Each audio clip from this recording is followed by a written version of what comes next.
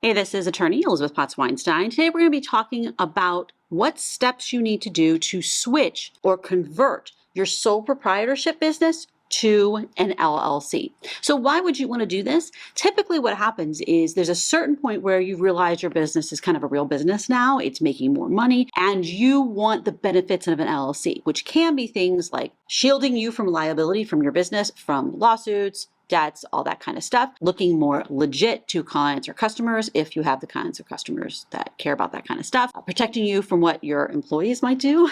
And also the tax benefits of having an LLC, especially an LLC that is taxed as an S Corp. But there are steps you have to do that. So let's go into what are those steps to convert, to turn your sole proprietorship business into an LLC. Now, I'm assuming that since you have a sole proprietorship, it's one owner. So the first thing to understand is that what you're going to be doing is selling your business from your sole proprietorship to the LLC. That's kind of the weird legal fiction that you're doing here. Now, obviously, it's still you. You're still running the business. You still own the business. But that's the idea, is you're setting it up. You want to set up all the paperwork and such as if you were selling it to some third-party LLC. Some third-party company was buying this business. So that is kind of the reason we do a whole bunch of things, is because we're going to get all those assets and maybe even the debts and liabilities out of the sole proprietorship and put it into the LLC by the LLC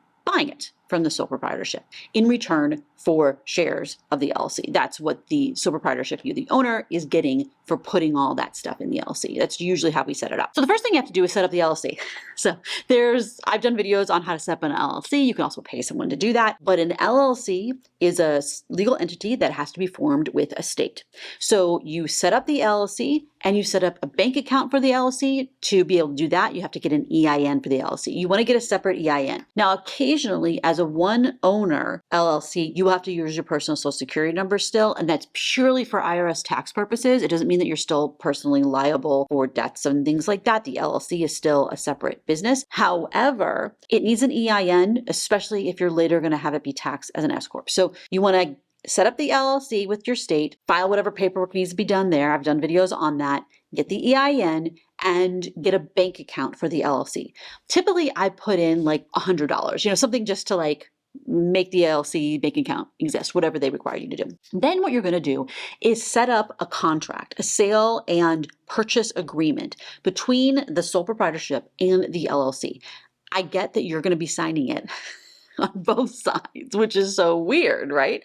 But the idea is you want a paper trail to connect the sole proprietorship to the LLC. And what this agreement is going to say is kind of think of it as if the LLC was other people. What would you want it to say if the LLC was other people? And you can find templates for this.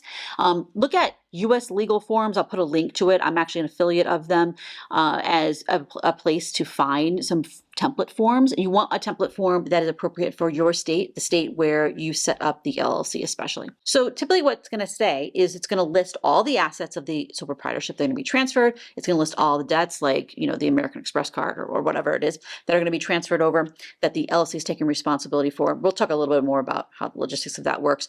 Any assets could be just the goodwill of the business, the marketing, the website, your social media properties. It could be a trademark that you own. It could be the client list, the customer list. It just depends on the business, the inventory, all that kind of stuff. And then the sole proprietorship agrees to transfer all those assets to the LLC in return for the LLC taking over all the liabilities. And sometimes maybe you don't have any debts, but it's taking over the future liabilities. So let's say it's taking over inventory. Well, then it's taking over also the future liabilities from that inventory, product liability. If someone buys a product and is damaged by it, the LLC is now taking over all that stuff.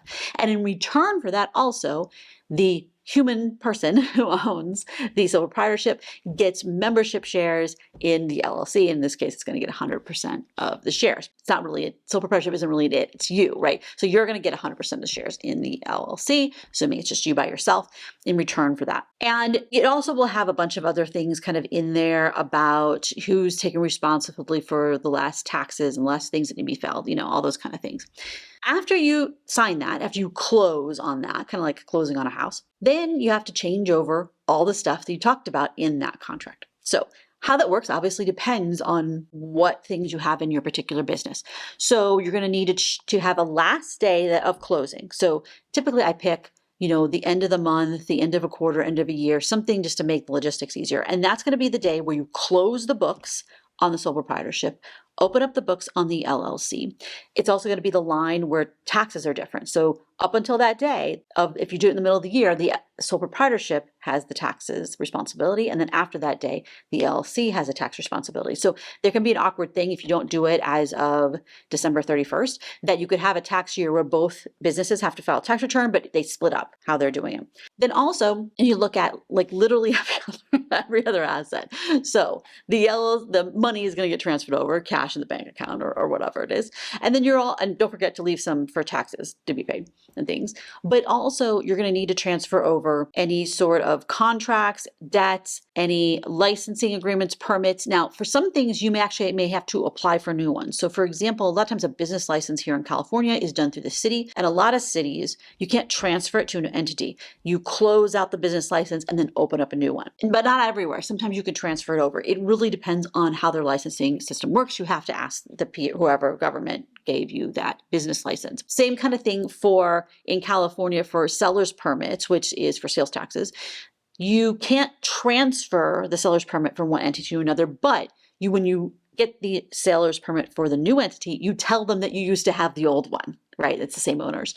So they can connect the dots of those two different businesses. And one of the things you also have to look at is every single contract you signed, okay? Every vendor agreement, everything needs to be switched over to the LLC. This can take time and be awkward in between. Sometimes you have to renegotiate stuff. Sometimes you end up having to personally co-sign things. So for example, this place that I'm in right now, my LLC signed for it, but I have an American Express card that I have personally co-signed for. Amex wouldn't give me a Amex card for my LLC, which was brand new at the time, unless I co-signed it, which made sense because it was literally brand new at the time. This place, probably because my LLC has been existing for years now and actually has a credit rating, so the LLC could sign for it without me being on it. So that's the thing is if you're switching over to an LLC, you do want to re-sign all kinds of contracts and the agreements that you have and execute them in the name of the LLC, because otherwise you're personally still liable. But occasionally you're going to end up being liable anyway because you have to co-sign for that stuff. Now, once you've done all that, then you may need to actually do something about taxes. And so what I mean is that you can have your LLC be taxed just like a sole proprietorship. And in that case, then the taxes work very, very similarly. However, you can have your LLC be taxed as an S Corp. It's not an S Corp. It's just taxed as an S Corp. So if you want to do that, you have to file a form with the IRS. And then you will elect for the LLC be taxed as an S Corp, and then you have a bunch of other tax responsibilities like that LLC actually files an S Corp tax return. Now it still passes through to you, but it goes on a different part of your form. Different part of your taxes is the short version of that. That's beyond the scope of this video, but I just want to give you an idea of the things that will be different and the options that you have for taxes. And so a lot of people who come to me talking about, should I switch from sole proprietorship from LLC?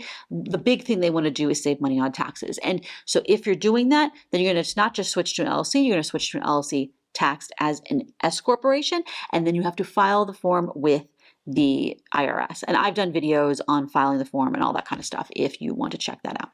So again, this is Elizabeth Potts Weinstein. If you have any questions about what we talked about today, feel free to leave them in a comment below and I'll try to point you in the right direction. Thumbs up if you found this video helpful. Subscribe for more videos like this and I will talk to you next time. Bye-bye.